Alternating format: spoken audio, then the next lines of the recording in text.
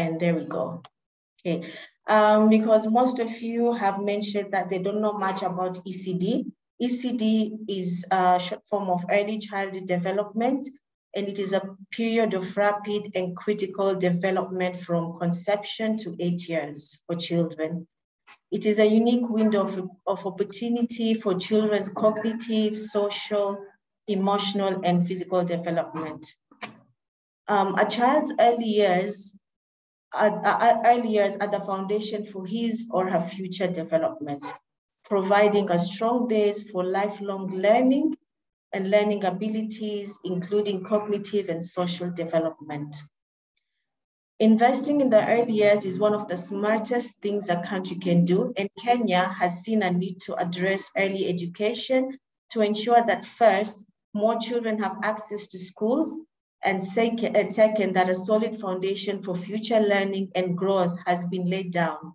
Hence, that now the national government allocates resources for early learning within the 47 counties, and the county governments have been asked to prioritize early childhood development, ECD, to enable children reach their full developmental potential.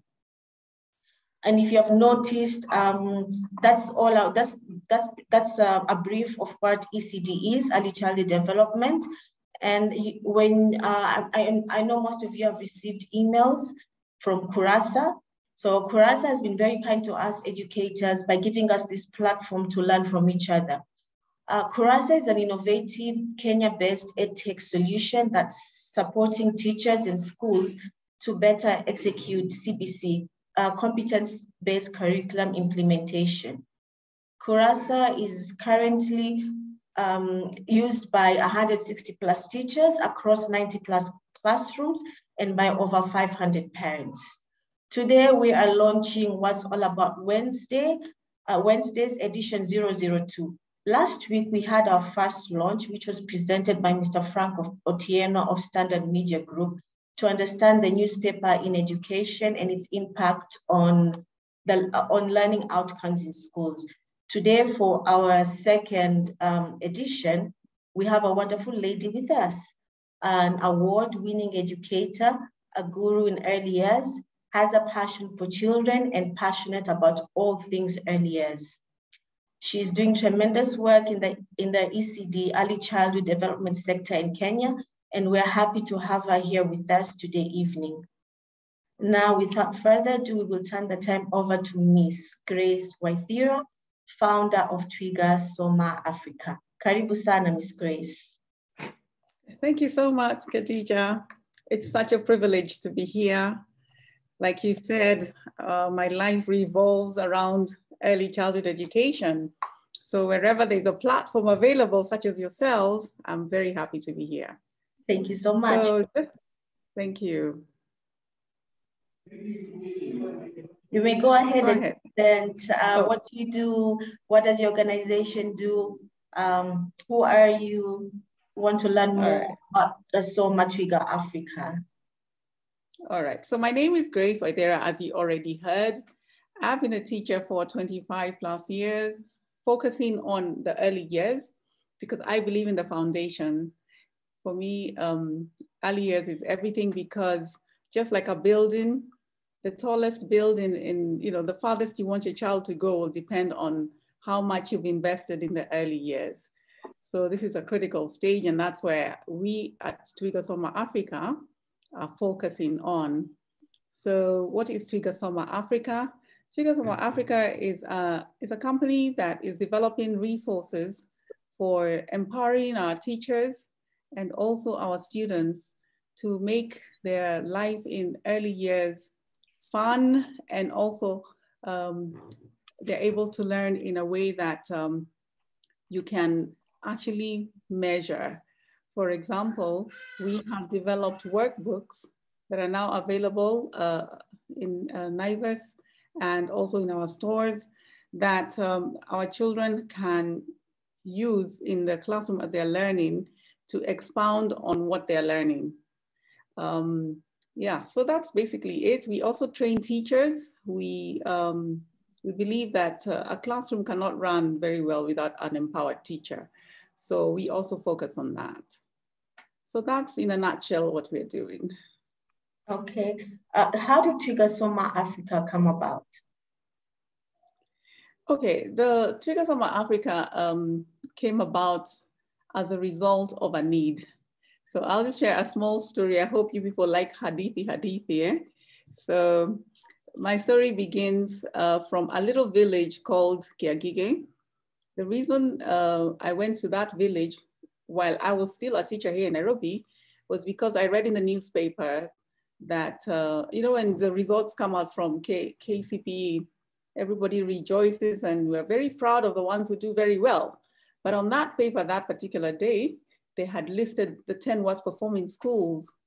And 3 out of 10 were from my village. I come from Gatanga, and that's in Murang'a County.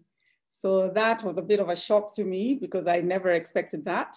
So I decided to go back home to my grandfather's area and find out what on earth is going on there.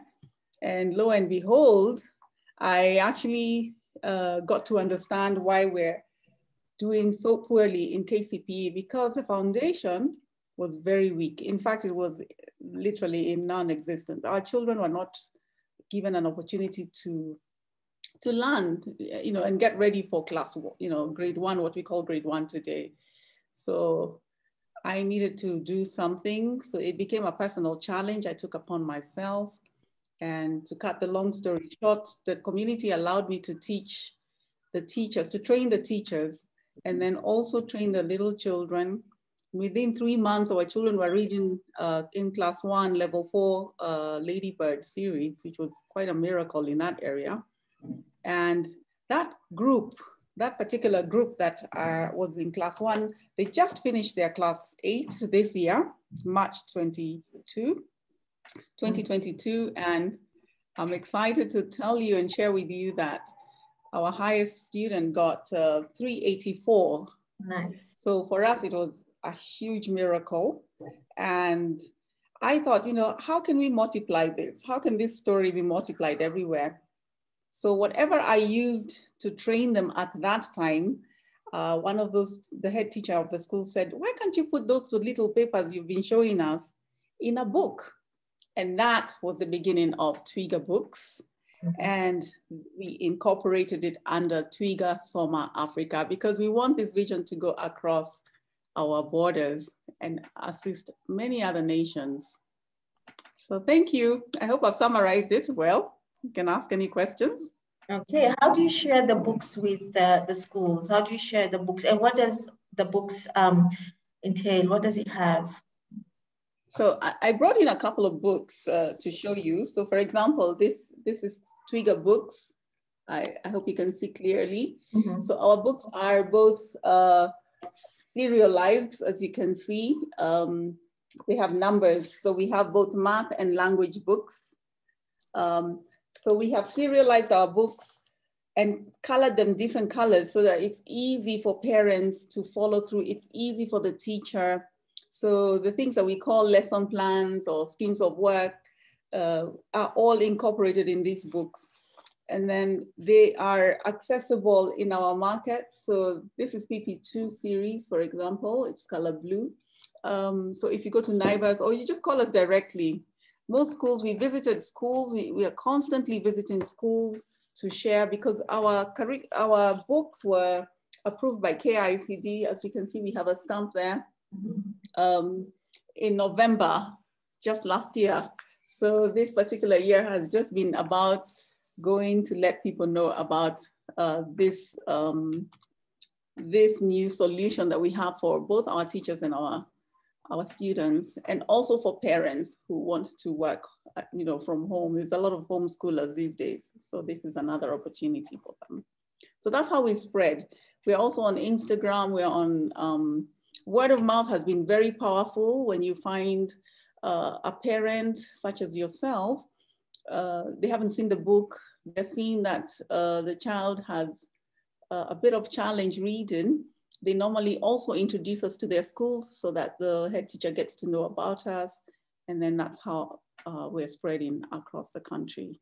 Okay. Do you train teachers with your books before they start using them with the students? Actually, that's our advantage of using our books, because we don't want just people to buy the books for the sake of buying the books.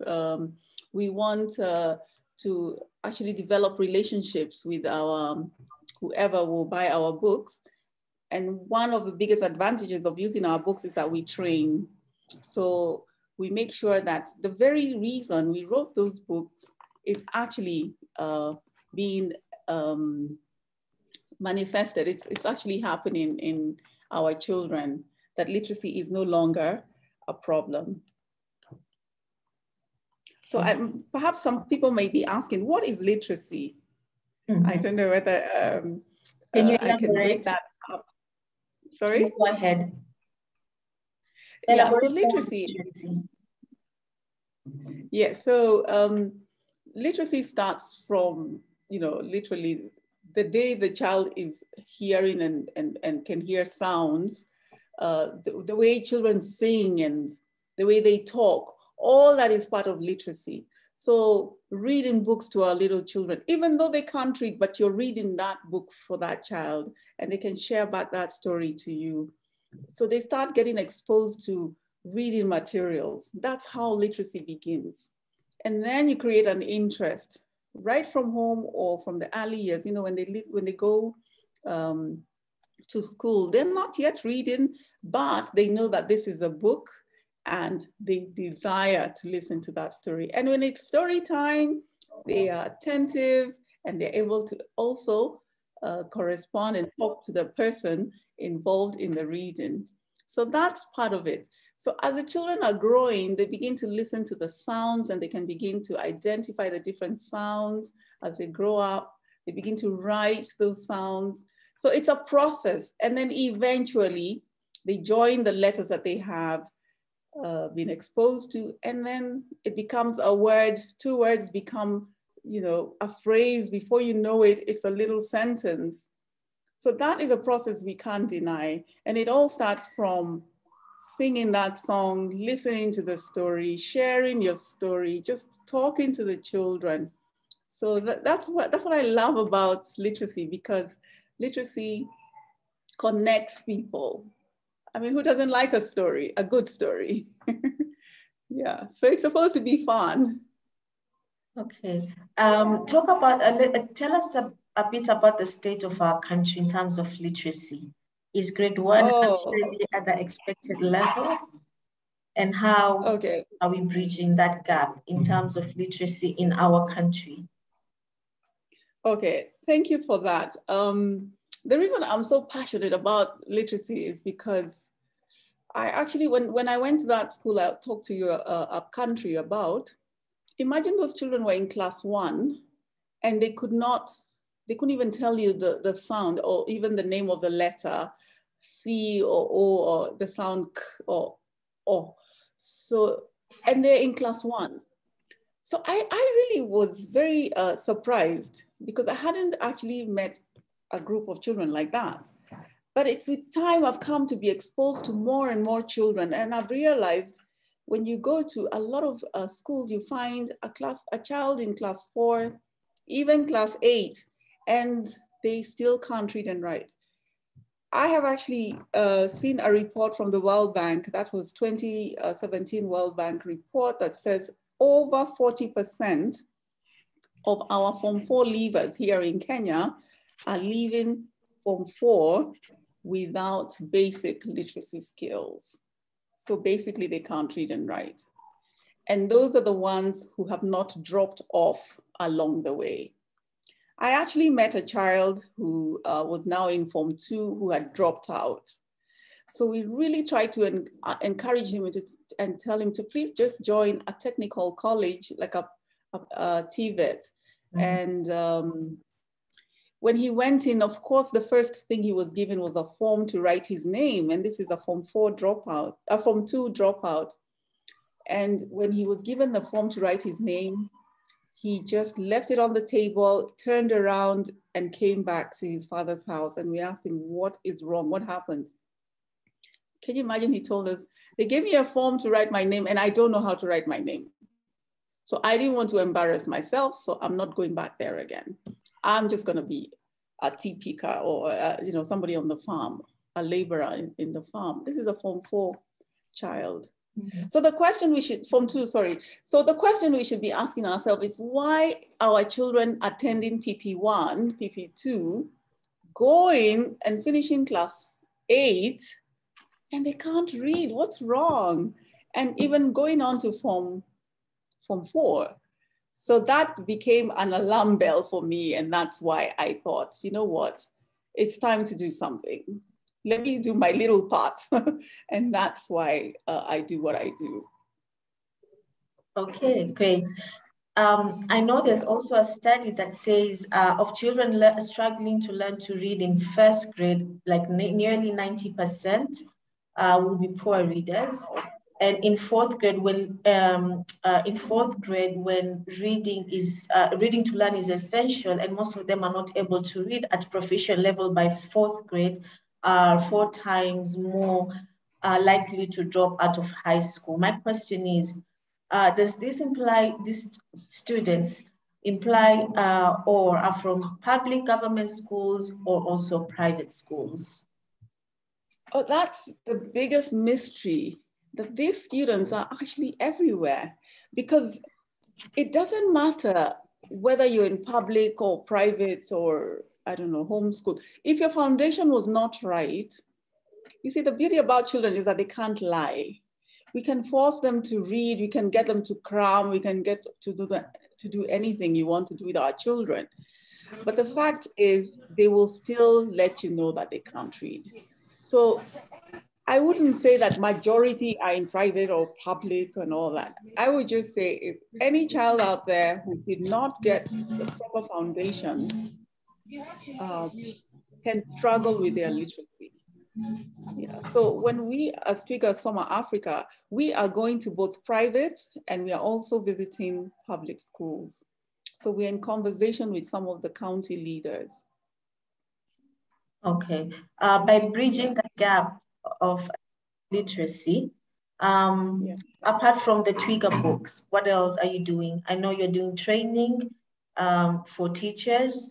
What else are you piloting to bridge the gap in early literacy? I know. So one of the things that we notice is, it's good to tell people, oh, it's good to read for your children, make sure there's a book to read. But guess what? The children don't have books to read. So one of the things that we did include very deliberately was to have stories in the front of our books. So you'll find a story that our children can relate to. The other thing is that we have something we're calling our Twiga box. It's called a Twiga treasure box. The treasure box is so important because it gives the teachers the resources that they need. And some of them are just things, little stories where children can begin. I hope you can see. From whatever levels. I told you we have this is the pink series. So there's this pink series, then there's the blue. So every level has its own little booklets like this. We are going out and informing our communities that education is not just for the teacher. There's this proverb, the African proverb we all know, that a child is raised by a village. So we need to go back to those basics. So we do not leave out the community, because the community are the parents. They will be the people who will back us up from home. We can't leave out the government. So we are informing the governments as well. We are working very closely, like getting our books approved by KICD. It's going through the process of government, which is very critical. And then the teacher is so key, because he's the person that is left in the classroom to handle those children. So we, like you said, we train them, we show them practicals. It's not just lectures, giving them slides and all that. We actually sit down and actually teach them what to do tomorrow. When the children come here, when they finish this book one, what do you do before you issue something we're calling a certificate at the end of our books? Before you issue this book, how sure that the content of this book has been understood, for example? We have made things so easy. So one of the biggest things in literacy is handwriting. So we've made our books so easy so that handwriting is never an issue. So we have something here called anti-clockwise letters. So in here alone, just this book alone, it's about all the letters that are supposed to be written in one particular direction, instead of confused. I don't know whether you've been a teacher, I'm sure, Khadija, Yes, you have seen children who are confused with letter B and letter D. Yes. You've seen that, yeah? 9. And letter P and number 9. Exactly. It's just because of the way it was introduced to them. So when we have divided our letters in this manner, it helps the children understand why we should write letter D that in a specific way and a letter B. So there's a reasoning. So one of the biggest things is always to answer the why. Why are we writing like this? Why are we reading this? Why are these books pink? Why are they numbered? So if we get the whys, then people really run for it, because I have never seen a child using our materials or a teacher trained through us who's now not enjoying. One of our mission statement is discover the joy of learning, because once a teacher has the freedom and has understood how to teach children, she enjoys it, and that just automatically exudes from the children. So the classroom is a fun place to be. It's not supposed to be so rigid. Right, and are the books like parent friendly? You know, some parents are not educators. Okay, thank you for mentioning that. One of the biggest things that I love about our books is because they're serialized. I'm telling you, you can't go wrong. So you go from number 1, then you go to number 2. So there's no jumping. Like I've seen during the COVID season, that's when I realized, oops, there's a lot of confusion in the market. There are parents who are very excited, and I like that, and they should be excited. They went out to the market, they went to the YouTube, they went and bought whatever is out there, but nobody was guiding them. Okay, at what point do I introduce the circle? After the circle, am I supposed to go to the triangle or the square? You know, those normal things that teachers know, but a parent, she would just say, well, it's shapes. This is a star, this is a rectangle. Were we supposed to introduce the rectangle before that? So we have made it so easy for them when they're doing shapes. It's very consistently done so that it's easy for the parent. And then there's so many activities. We give parents also the cues. If you see here, you'll see something called activities, so that you're cueing the parent as well as a teacher on what other activities, because when you're in the early years, you're supposed to be learning a lot more outside, playing and discovering the environment around you. So this book is supposed to be a guide on what you're supposed to be doing, apply it in the environment, and then come and confirm on the book. The book is the last resort, but it's a guide for you to know what to do. Okay. Yeah. Do you have a teacher? Do you have a teacher resource book apart from the cue questions that you have in the workbooks for guidance for teachers? Yeah, thank you for mentioning that. We actually have 3 teachers' guides. So one is for mathematics, and it goes all the way to grade 2 material. And then we have 2 languages, 2 for literacy, language. Yeah, so in here, there are 100 ideas on what you should do when you're teaching your children. So we've made it so simple with fun activities. We have rhymes in here for every sound. When should you introduce a sound? What should you do at what level? You know, we have things like this, like a verb. You know, when you're teaching sound, this is sound V, you know, V. What for example, are the verbs related to that sound? So when you see our teacher's guides, we have a summary of what each teacher's guide is actually achieving at the end.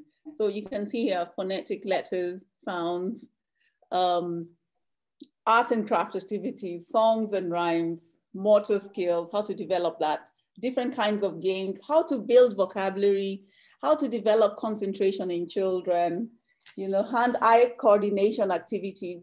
So how to stimulate all their 5 senses. So it's all in here.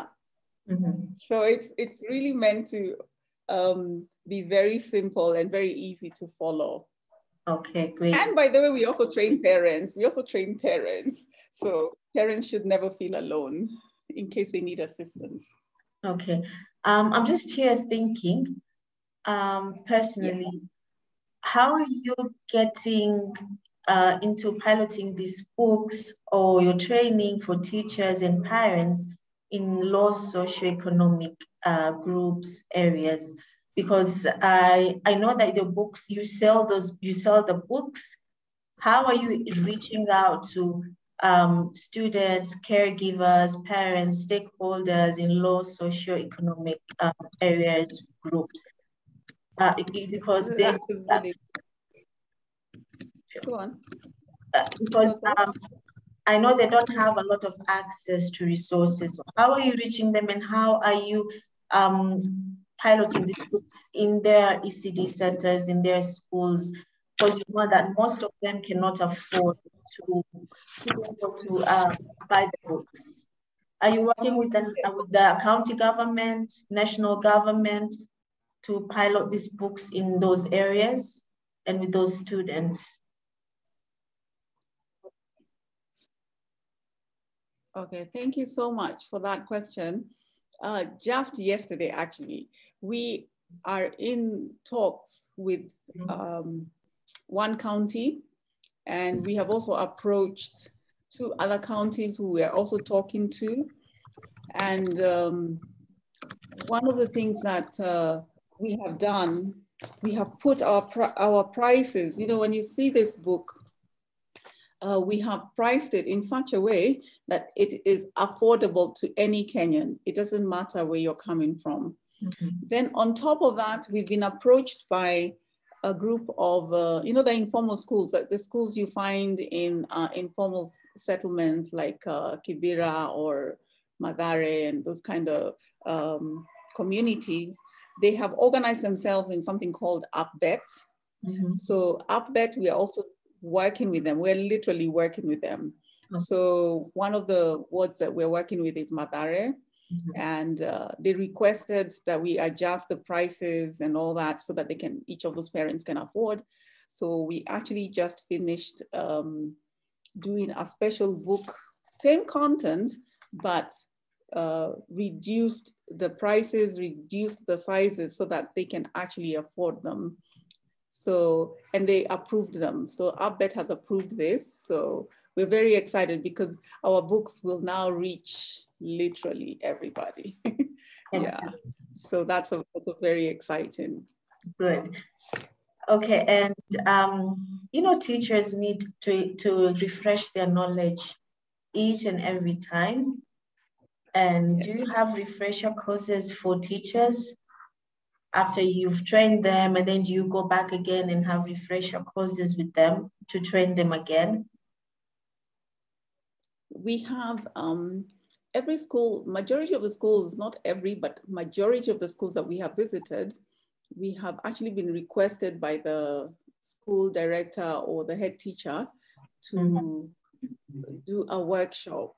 So even just last weekend, we were in a school that specializes in special needs, and we actually trained a couple of their teachers. So we're very much for the teacher. So training is core. It's the center of everything that will cause this thing to work. Without a trained teacher or a trained parent, these books can sit on the shelf and nothing comes out of them. So for us, that is our advantage, I keep saying. Another thing I forgot to mention is that we are also approaching NGOs to help us subsidize even the prices of the UpBet schools, and also to help us train their teachers.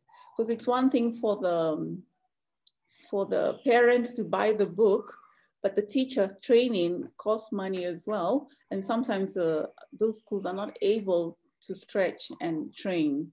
So we are approaching NGOs as well. or people like corporate companies, CSRs, to help us with the training of teachers. Because we really believe the teacher is everything, and they have to be equipped. Yeah. Great. You just mentioned special needs. Do your books cater for inclusive learning? Does Twiga Soma Africa cater for special needs, inclusive learning?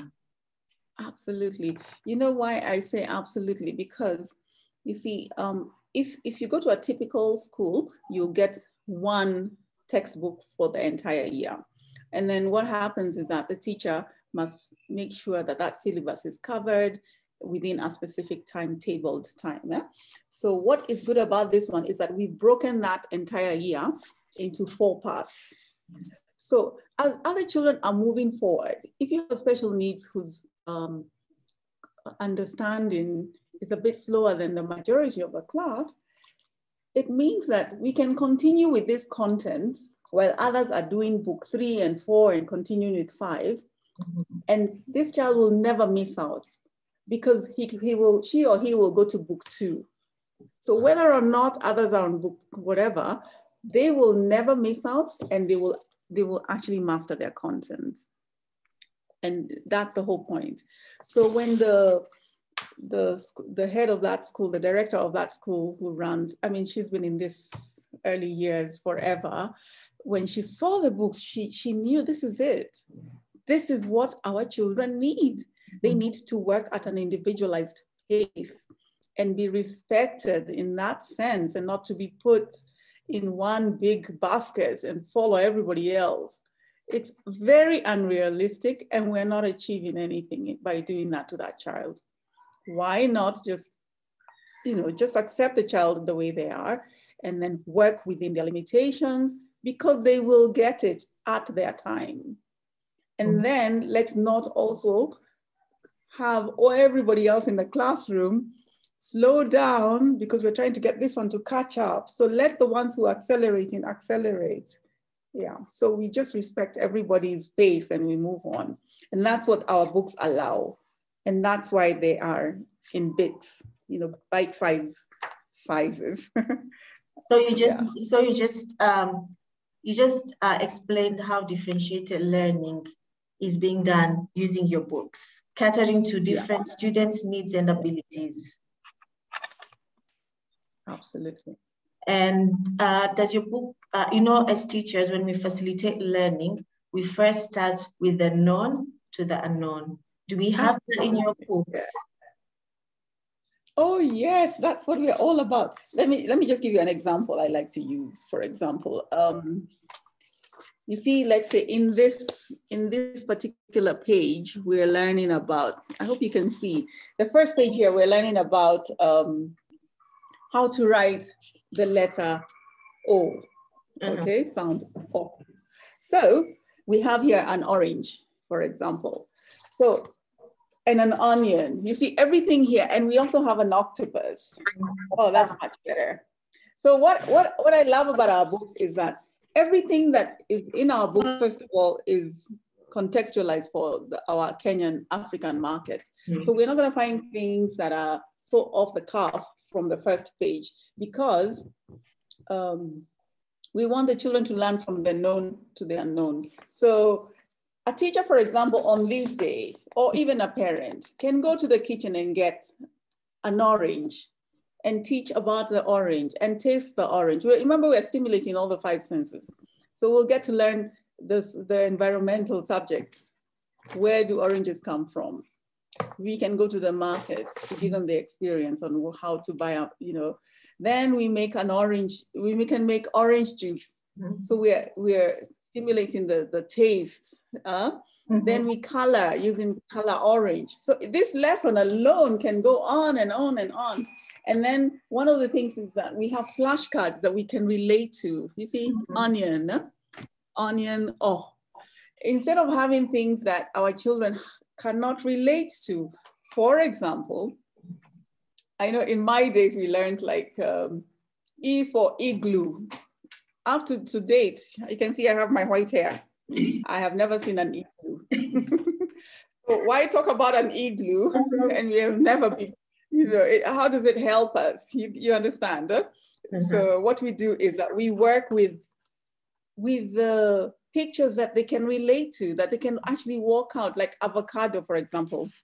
The avocado, which is, instead of talking about apple, it's fine if you're in the urban towns, of course you'll find apples. But if you're in the rural, or even not even too far, most people don't know what are apples, at least here. I mean, in Turkana, where are you gonna get an apple easily? Why not just simply use an ant? Ants are everywhere. So for we have ants or avocado, things that they can relate to. So, I mean, literally everybody eats avocados, I think. And if you don't have an avocado, you can definitely find an ant wherever you are in this continent. You know what I mean? So we start from the known to the unknown. And that's where the books come in, where it's abstract. So we really cue our teachers. We tell them what to do, especially in our teacher's guide. We tell them what to do to stimulate all the 5 senses, to expound on the social studies, environmental studies, hygiene. You see, when you bring an orange, you can cut it up and we can share. So we're talking about community, sharing, respecting of each other, you know. So the lesson can go on and on and on and on. Yeah. Okay. CBC, competency-based curriculum, is student-centered, right? Yeah. Are the young learners able to take action when they are using the books? Because as teachers, we consider action to be an application of learning where students feel compelled to do something or make a change in response to something new they have learned. So can they take their ideas forward through action by using your book? Because the action strengthens learning. Absolutely. I like giving this example for what you just asked, and I'm so glad you're asking those questions. You see, at the end of this book, this is about shapes and colors. So we have one on numbers. So at the end of this particular book, the student is being asked, because they now know what is a square, what is a circle, what is a triangle, how can you now, could you take those shapes and the teacher can actually cut out the shapes, or just give them blank sheets of papers and let them cut the shapes themselves and build a house, you see? Or give them straws and let's see, can you come up with a house? And so that's where we bring application. And then at the end of all our books, all of these books, there's always a place where you're being told to do something to confirm the lesson that you've just learned. So all our books have that. I'll give you an example, like for example, in reading, here in reading, this is book 5, let's say. The students at this, there's a story at the back here. And this book, this story has taken all the content that they have learned from book 1 to, let's say, this book 5, and introduces a story to make sure, because this is the ultimate test, can they actually read the story? Yeah, so that's what we do. How can you evaluate? How can you be sure?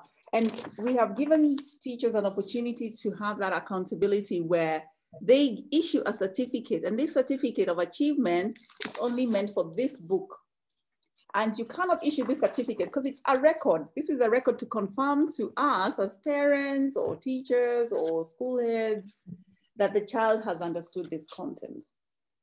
Got it. Okay.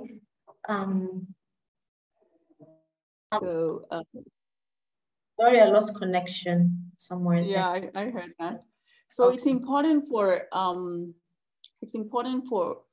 the school to maintain a record to show what, you know, where are we? Where are we? I know our curriculum, the rubrics way of grading our children. How can you know that the child has met expectations? I need a record. So this is the proposed record we are giving schools or teachers to have to show a parent or proof that, yes, my child can do this or cannot do this. Okay. Yeah, Got so it. that's one of the things that's really important. Okay. Thank you for answering my questions. Today, we only have 2 participants with questions, and I'm going to ask the first one by Sarah. Is there a criteria that you have on learners who can read but not comprehend? That's a really, really good question, because literacy is about also comprehension. One of the things that allows children to develop comprehension is asking questions. So you who, let's say you start earlier on, read the story for the child. And then once you read the story, as you're reading, ask those questions, or ask the child to repeat that story in their own way. And that's a very good way to develop comprehension. You know, just pick up a storybook somewhere and just read a paragraph and let the children repeat that story for you, because that is how you'll know for sure that the child has understood. That's one of the things that I've done, I use. So expose them to a lot of stories and then let them engage in the story. And I'll give you a simple example. Let's say we're talking about a story about, I don't know, this particular farm. Then you say, when the avocados are ready, the farmer rides his donkey to the farm and ride on the wagon. So you say, what is the farm? How do they go to the farm? What do they ride? What are they using? So you engage the students. Yeah, that's one of the best way. That's, to me, that has always worked. Another question from Najma. She's saying, interesting work. Have you done any evaluation on use of the books? And if kindly share the results if you have done. The evaluation on our books, huh? Yes, on the use of your books. Sorry, on the? On the use of your books. Okay, these books, like I said, were a result of worksheets I developed when I was teaching the schools upcountry. So we already have the proof of concept, and they continually ended up using the books. So yes, we do have. So one of the results that I shared with you is, once the children finished and they were able to read, they moved on, and now they've actually done their class 8. And the results I shared with you, the highest child in that particular student, they got 384. So that's one of the proof of concept that we have. And many other parents who have continually bought our books. One of the things that, and I can show you, yeah, in fact, I have pictures of the students. This is the group that I met, class 1, this lot of kids. And just this is the same group now. The school grew and the children are doing so well. So some of them actually managed to get in some really good high schools. So we're very excited about that. And because I've been a teacher for 25 plus years, in the school that I was in the past, we actually tested these books for about 3 years. The parents would use them because we needed to make sure that the books are ready even to go through the process of KICD approval, which is quite a journey to go through that process. Yeah. So I hope I have answered your question. Yes, I don't think we have any more questions. Do you have any more questions, participants? No. There's somebody here who's asked a direct question. Do you have reader series for ECD learners? So our reading series is in the book. This is what I was sharing with you. So inside these books, instead of having, because I know readers are very important and I 100% encourage readers. So one of the, you see, when you do this content, for example, these are blends. Huh? When you finish the blending story, we have a story here at the back that is talking about all the blends that you've just finished studying. So I wanted to have readers, for example, in the book to be sure that the child has gotten this content. So there's a lot of reading inside these books. Mm-hmm. And once the children can read at this level, then you can buy any other readers out there. We also, like I also told you, we have readers in here. We have reading cards, and in here there are little stories as well.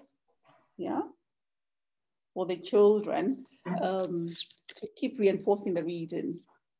Yeah, but a reading series like the Ladybird series is really awesome. So we hope with time we shall go to that stage and we shall develop our own readers. Great, thank you. Yeah. No more questions, I see. So we are going to conclude the webinar now. Thank you so much, Grace, for sharing about Twiga Soma Africa and the impact on the learners and teachers. I hope everyone has learned one of the two things from Grace. Also, thank you, Grace, for answering the questions. It was a pleasure to have you with us. And we conclude the webinar now. Thank you all for attending. We hope you have learned and enjoyed this presentation. We appreciate all of you being here. We encourage you to connect with us on social media at Kurasa Africa on Twitter, Facebook, and LinkedIn. Hashtag Kurasa WAAW, hashtag Kenya Reimagine in Education. If you have additional questions, you can send them to 0700-200-000 or community@kurasa.org. You can always get in touch with me also if you have any questions. And thanks again for joining us today, and we'll see you all next time around. Thank you. Can we ask them to also follow us at Twiga Soma Africa? Yes, Twitter, Twiga Soma Africa. Africa, yes, on Facebook, Instagram, and also enter our website, www.twigasomaafrica.org. Thank you so much for having me. And you can always get in touch with her. She's very hospitable. Thank you. Thank you, everyone, for joining. Have a nice evening. Goodbye. Bye.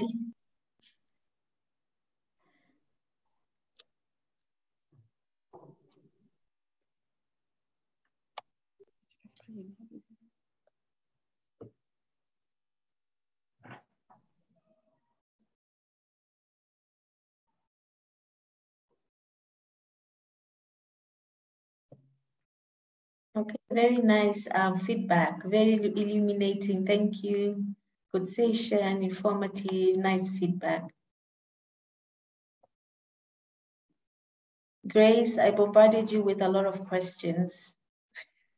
I loved it. Thank you so much, Thank Khadija. you so much. Thank you. We really appreciate you being here. Also, thank you, William. I really enjoyed it. For the technical support. I hope I answered your questions well. Yes, you did. It was clear? Yes, perfectly clear. Fantastic, fantastic. So you'll give us the poll? Yeah, I shared it. I shared. Oh, you shared, okay. Yeah, check now, I shared results. So a lot, how much do you know about ECD? So a lot, do you know a lot? I live and breathe ECD, they're just 20%. Little was 40%. So 40% know a bit and 40% know nothing about ECD. Yeah. Okay. Yeah. Okay. Amazing. It was nice. I think we had such a great time. Yes, it was wonderful. It was wonderful. It was worth it. Yeah. Yeah. Thank you for being here with us and to many more collaborating. You did so well. You really prepared yourself, huh? I think whenever you are explaining, then I get the questions right. Just pick up the words from what you're saying and questions come about. Okay. Wonderful. I'm sure we'll see you soon again. Right, have a nice evening. Take care. We'll be in touch. Okay, bye. Bye.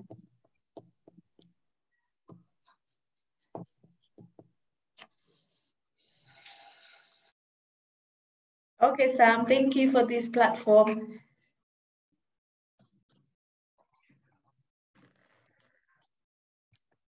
Karibu sana. I've really enjoyed. It was nice. Yeah. I was just here. Yeah, it was exciting. I think because it was ECD, I I just had a playing lot with of my questions. child. Are you with your daughter? Yeah, this one here. Yeah, I can see her. You can see her. I can see her fingers.